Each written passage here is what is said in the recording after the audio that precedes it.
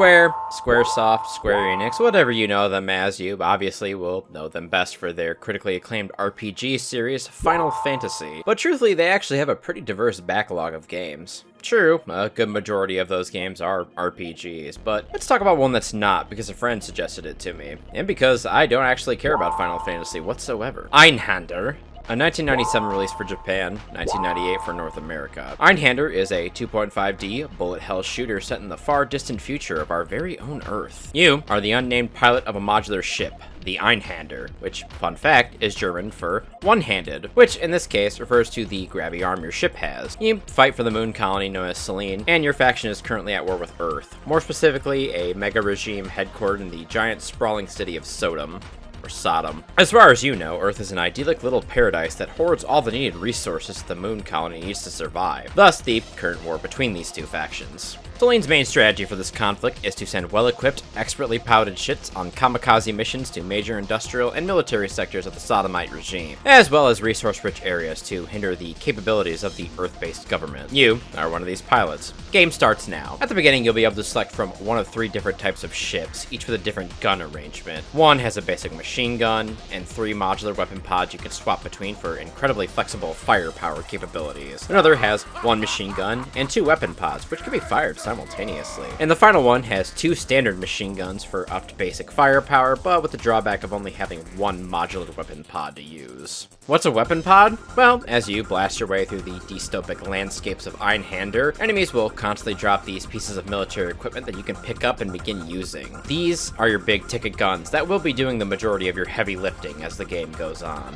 The weapon pods are actually pretty diverse too, with each having its own distinct fire patterns and firing arrangement as well. These range from a simple scatter gun, the sweet missile pods, a friggin' awesome Gatling gun by the way, the cannon, which is the best weapon in the game because it slags basically everything in one shot, and it does the most damage for any of the ranged weapons you pick up here. I'd say these are your more normal weapons, but thankfully there's a few crazy ones as well. Have you ever wanted your spaceship to have a sword?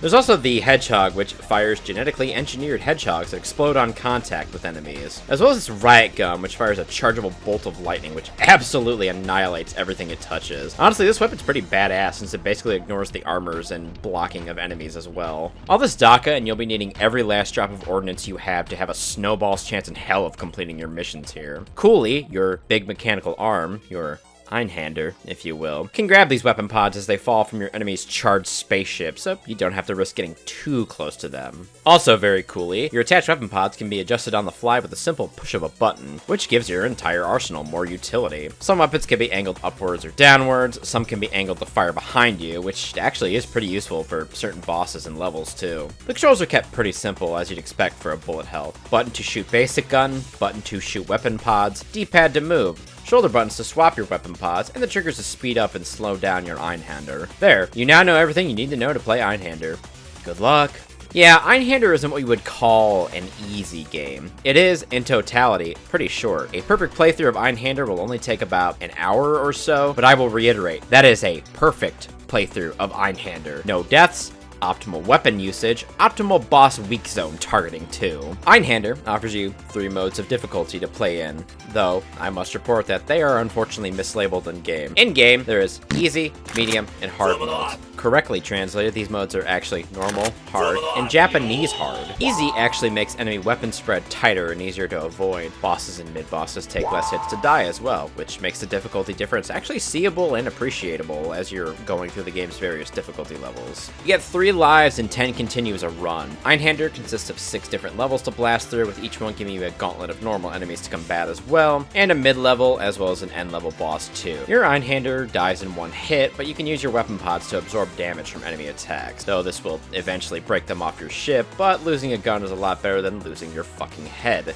Each boss features specific attack patterns you can learn, meaning that if you apply yourself, you can definitely maneuver through the gauntlet of enemy firepower every boss throws at you. Each boss also has a certain spot that kills them twice as fast if you can find it and harp on it enough. Additionally, every boss fight will eventually end, so if you can just survive long enough, you will win the battle through attrition. Basically, it's like any other bullet hell, where learning and a bit of patience is the key to victory. But I won't lie, the game is hard, even with the difficulty turned down. But it's not impossible. If you play Einhander and ever find your faith in yourself faltering, just remember, Darkside Phil has beaten Cuphead. You can beat Einhander. Boring shit out of the way now, we can get to the fun stuff. Aesthetics. Yeehaw! Einhander is a predominantly cyberpunk game with a lot of mecha influence. Duh. It is from Japan, after all. Environments, even the more desolate ones, are very bright with excellent color usage throughout the game's levels. The color goes doubly so for the various mechs, vehicles, and just the enemy designs in general. Everybody is so colorful and bright. I love it, even if it doesn't make sense militarily. All the bosses are cool spaceships and mechs, each armed with a teeth, and each looking just as cool. Look at this guy. He's acting like a monkey. I love it.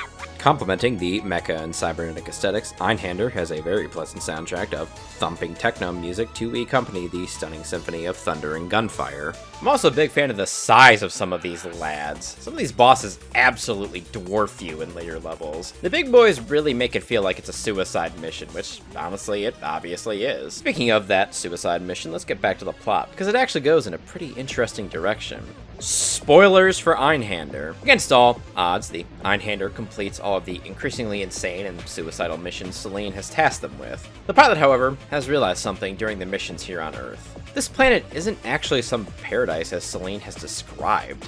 Earth is basically a nuclear wasteland. That one giant city you attack at the start of the game, that is the only inhabitable city on the planet's surface. Which even so, that's pretty debatable since during the raid on Sodom, you can see billboards selling gas masks as a consumer good. With these revelations in the pilot head, he begins the return to the moon and is met by Celine's main invasion force. The Navy of Celine gleefully informs you that you'll be awarded the highest commendation possible for your bravery and your piloting skill. The only problem, you're gonna get that honor posthumously. You see, the things the pilot was beholden to on Earth can under no circumstances make it back to the general population of Celine. The people on top, for both Earth and the moon as well, want this perpetual war, as it keeps them both in power pretty much indefinitely. What you know is a threat to that power, and as a result, you must die. Celine gives you a hearty thanks and attempts to obliterate you with raw firepower. Whether it be by luck or raw piloting skill, the Einhander manages to survive this onslaught. Questioning everything he's ever known, the pilot takes his ship and goes into hiding to ruminate over these new revelations. Months later, the Einhander emerges once more. Upgraded and piloted by a warrior with newfound resolve, the Einhander heads off into space for one last climactic battle. Celine's defenders order you to stand down, but the pilot has zero intentions of doing so, heading straight for the moon's entire navy.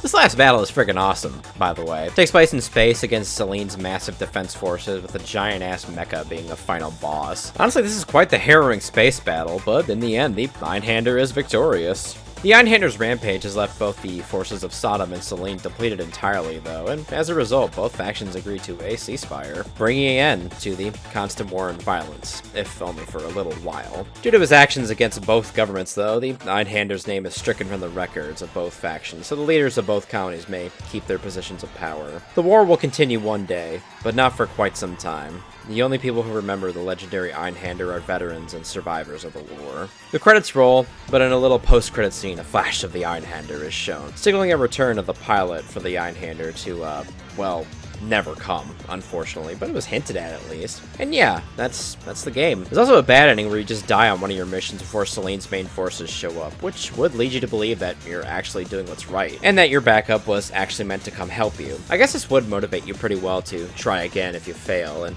you know, you'll fail a lot in this game. Post-game, you unlock the ability to start with weapon pods installed on your ship by default, and you unlock the ability to play an even harder difficulty if you're a masochist psychopath, of course. There are some unlockable ships as well to help add some more variety of the game post-victory. In conclusion, I learned one very important thing from playing Einhander, and that's that I am very bad at Einhander, but it's pretty generous with its lives, continues, and checkpoints too. Regardless of my personal skill level, though, it's a pretty good bullet hell game. It's bright, colorful, fun, and damn does it have quite the nice soundtrack to complement everything. It's strange to me how Square, well, I guess Square Enix in this instance now, could put out a banger of a video game like this and then just leave it to rot. I do like that back then companies weren't afraid of adventuring outside their wheelhouse to make something different, and boy is Einhander quite the swell little title. Shoutouts to my boy Randy for suggesting this game. Also, fuck you for suggesting this game. It was very hard. Anyway, as always, my dearest viewers, my name is HadesManticore, and this here channel be City State Manticore. Apologies for the slight delay in video content. I had to move. The rat men were on to me. Thanks a ton for watching if you did. Leave a like if you enjoyed, and comment if you'd like to. More content to come, as always, and I'll see you all in the next video. Goodbye.